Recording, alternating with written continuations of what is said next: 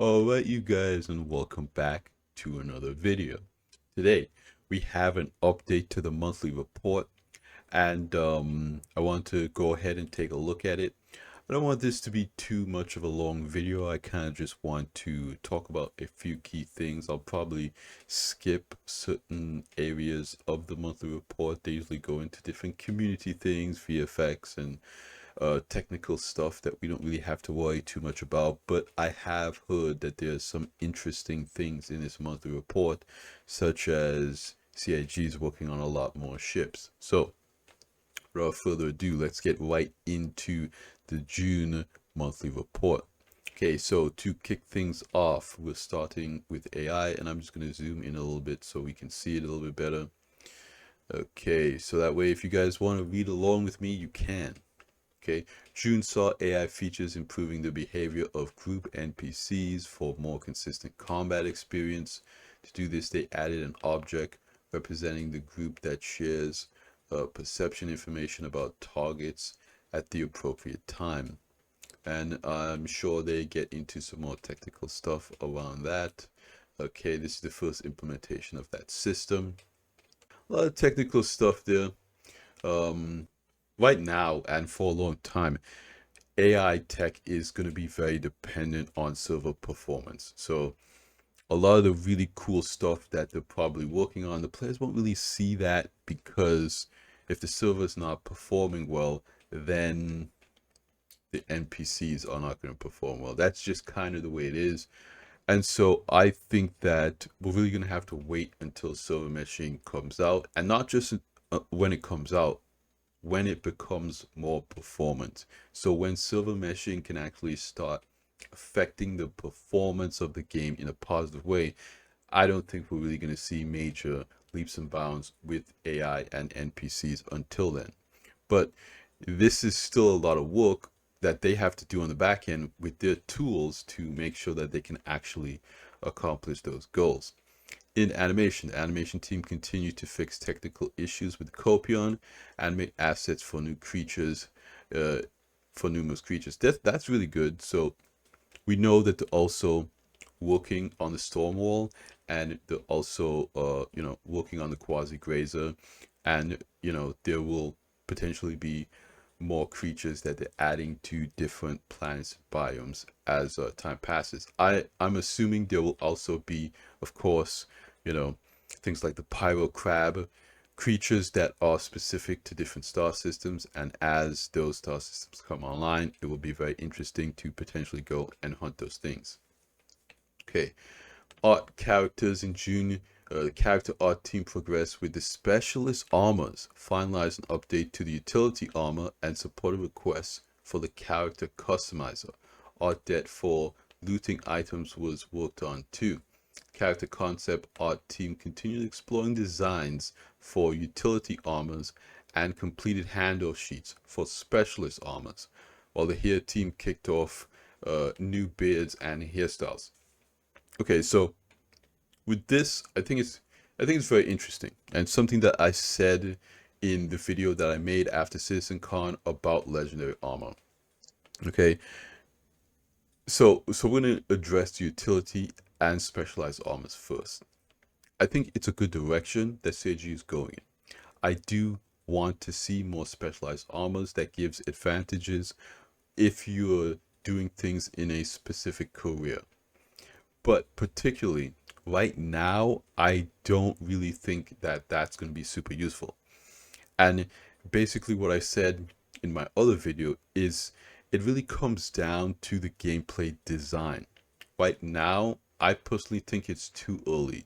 You look at the armor sets in the game, like the legendary armor, and it is very cool when people find those things and get it. But one of the issues is that the full term persistence isn't online yet, so it is kind of discouraging to get stuff in the PU and potentially lose it when there's a wipe. It's not like fully on your account or anything.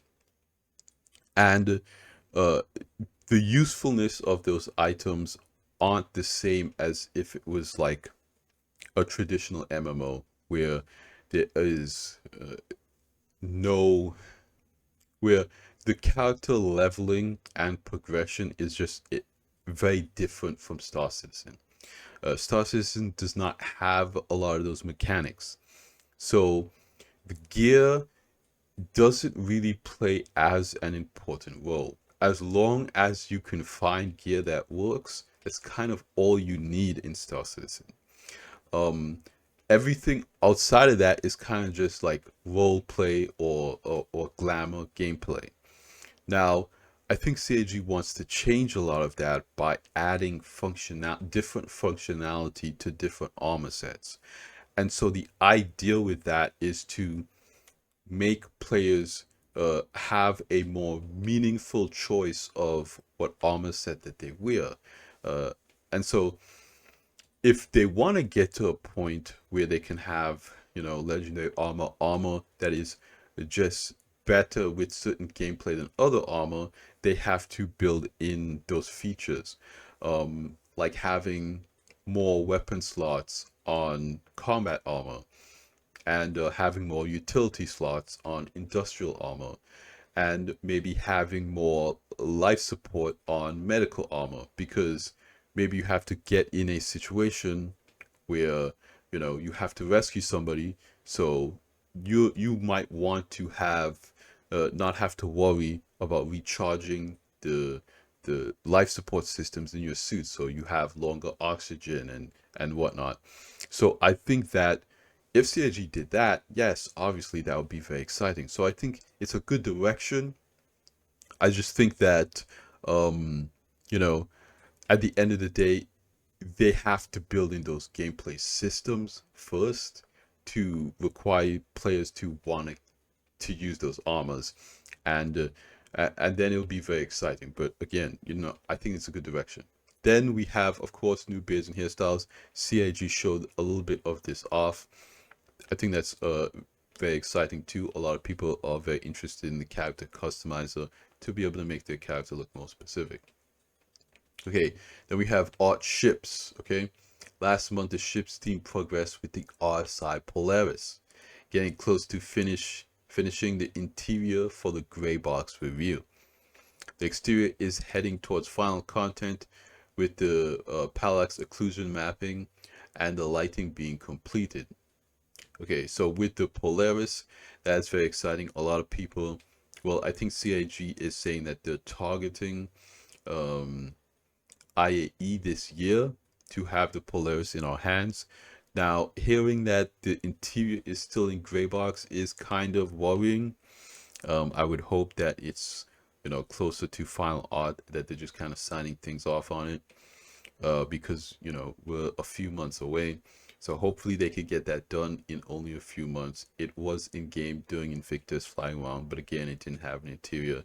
But the interior is something that I suspect would take a very long time, because when they release the Polaris, more than likely it's gonna have a lot of it's gonna be up to the same standard that the Retaliator is, with the resource management stuff, and the engineering gameplay. So, it's probably going to have a lot of this tech. It wouldn't make sense to, release the ship without adding that stuff in, because that stuff's supposed to be coming out in 4.0, and 4.0 is supposed to be coming out around the same time as IE. So, yeah, I hope they're able to get everything done with that, but we'll see.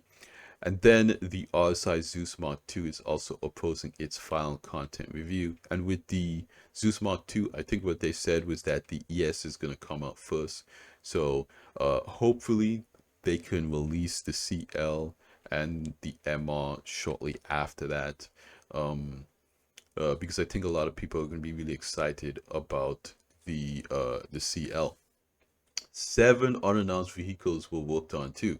4 approaching the white box review stage, 2 are heading towards gray box review, and the last is nearly finished. Okay, so that's pretty exciting. 4 are approaching white box review stage, so that means that that's kind of like the first stage, and then gray box is kind of like the second stage, and one being nearly finished is pretty interesting. This might be smaller ship, starter ship, at Citizen Con no at Bar Citizen in Taipei, there was rumors that there might be some type of Crusader startership. Okay, and this is super exciting. I think Crusader is a very attractive brand for a lot of people.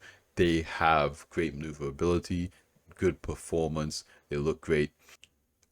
I don't know. I just think that would be excited. I'm interested to see what these ships are because they're all unannounced. So that means they're not ships like the Ironclad. The Ironclad has already been announced. And then we have community. A lot of stuff happening in the community. Drake Ironclad Q&A, Alien Week, Xeno Threat Player Guide, all this stuff here for June. Then we have a lot of boss citizens, okay? A lot of people in there. We had, yeah, this was the boss citizen for Taipei in Taiwan. And then we had this major, huge, 2,000 attendee boss citizen here in Shanghai. And there was a little bit of drama surrounding this boss citizen. Uh, some posts on Reddit kind of shed some light that this event, the organizers charged participants and attendees a lot of money, and CAG kind of asked them, you know, let's make it free. It's a boss citizen. It's not a citizen con. Um, but when you have all of these attendees, you see security guards here. I assume that that's not going to be cheap to organize an event like this. This is kind of like, you know, their citizen con for people who can't, travel to another country to witness the actual citizen con. So I don't know. I think I don't know a lot of details about what happened. I'm sure you could find more information on Reddit, but yeah, I hope that it wasn't a big issue. I hope that CAG is able to put team members and employees in China and other countries to manage localization. And CAG said that they're hiring a new community person to kind of oversee and take care of things in China. It's a big country, and there's a huge audience of players that CAG needs to put in the work and the effort to be able to moderate and give that community the support that they need and deserve. So I hope CAG is able to get all that stuff done. And yeah, really big events over there in Asia. We love to see it. Then we have the meat and potatoes of the monthly report, the core gameplay. Maelstrom. The development team was recently published to the main internal branch. Okay, for Maelstrom, the development stream was recently published to the main internal branch. This provides a fresh set of features such as a new unified mesh format grid with OC support per Maelstrom node for large vehicle destruction. It also provides tools to link gameplay events with destruction sequences such as shatter, break, or integrity changes.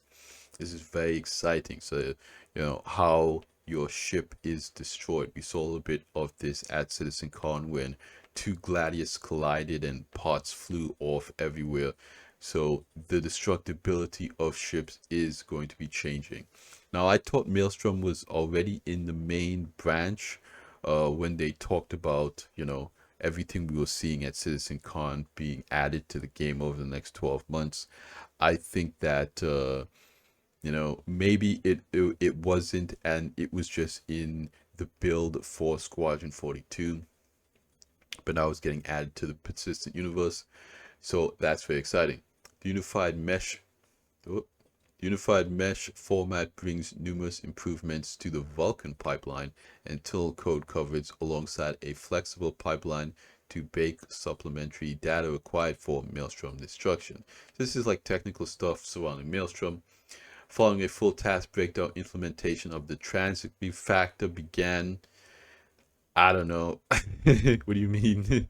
uh, this is something that is very important for server meshing, so I would assume that this was further along.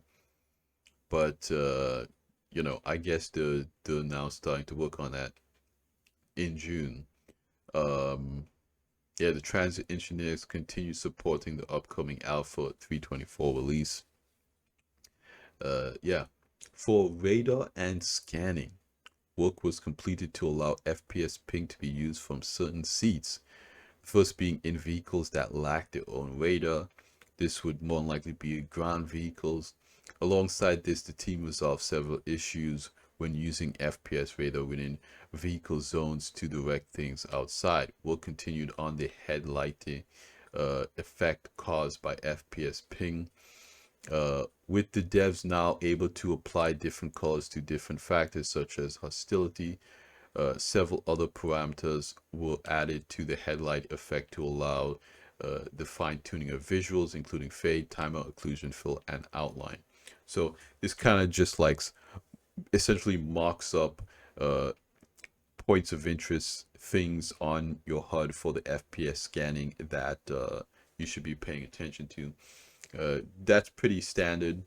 I think that's going to be very interesting. Support began for new vehicle brackets, including nameplates and distance, and parameters were added to control when and how they should show in different states, such as targeted and pinged. The removal of scan operator mode started too, which will be replaced with ADS scanning. Okay. Team submitted the framework for a system that will allow design to begin tagging which scanner produces specific radar run. For example, medical scanners may see health information, or police scanners can detect contraband. This is also very interesting. Again, to kind of specialize how the scanners work, they could come down to some type of subcomponents. And a lot of people were very excited about subcomponents for a long time. And CIG, I think, moved in a direction where they want to get the standard components in a good place first. But this is a perfect example of how subcomponents can really affect how a mainline component works and change their functionality. Maybe you have that basic scanner, and different scanners have different sizes, and then you have different computers or module chips that you change and add in this scanner to change its functionality. Okay, so that's very excited. I'm exciting to see where that goes and what different functionality CIG can bring online for that. Finally, for radar and scanning, a new mechanic was implemented, delta signatures. This mechanic has vehicles emit signatures when certain actions are performed, such as ping activation, the activation of quantum boost, and the changing of master modes. Okay, that's also pretty interesting. So when you do certain things in your ship, systems wise, that will also kind of trigger a signature that other people will be able to see as they're scanning you. Design will soon begin reviewing the map and marketing up for AI ahead of the spawn closet engineers becoming available post Alpha 324. Okay, so that's pretty interesting. Design will soon begin reviewing the map and marking it up for AI ahead of the spawn closet engineers becoming available post Alpha 24. Hmm. Spawn closet engineers. What is that? For AI ahead of the spawn closet engineers. Are they saying that the NPC ships are going to have their own AI engineers? I'm not entirely sure. This is kind of interesting. Okay, economy. This is pretty interesting. Should be pretty interesting anyway. The economy team progressed with tasks for Pyro, including setting up the shops and sorting out any related issues. They also continued implementing the effort versus reward algorithm so that mission rewards can be balanced according to the risk and time invested by the player. Support was provided for the coming changes to cargo and cargo missions too. We saw this on Star Citizen Live. This was essentially the system how they work with the mission team for these cargo missions to kind of decide how much money these cargo missions should pay out. And I think this system, this effort versus reward, is something that could honestly be implemented across other gameplay mechanics as well, so that mission payouts for all the content in the game are kind of like standardized, and players know what to expect. So because the problem is that before this was implemented, CIG would just want to get a mechanic out there in the player's hands to test. So it was not very balanced. Essentially, you could go in and you could find a ship with millions of credits of cargo on board, and that is potentially game breaking because everyone just does that content. And that's good because CIG ultimately wants everyone to test that content and get good feedback for it. Then other aspects of the game kind of get forgotten, and players aren't engaging with the whole game. What CIG wants is all of the gameplay mechanics to feel a lot more cohesive. That is the game's major issue right now, is that a lot of these gameplay mechanics are not cohesive. So ultimately that's a really good thing. I'm excited to see how this effort versus reward algorithm really helps the economy team balance all of the missions and content in the game 3.24 and forward.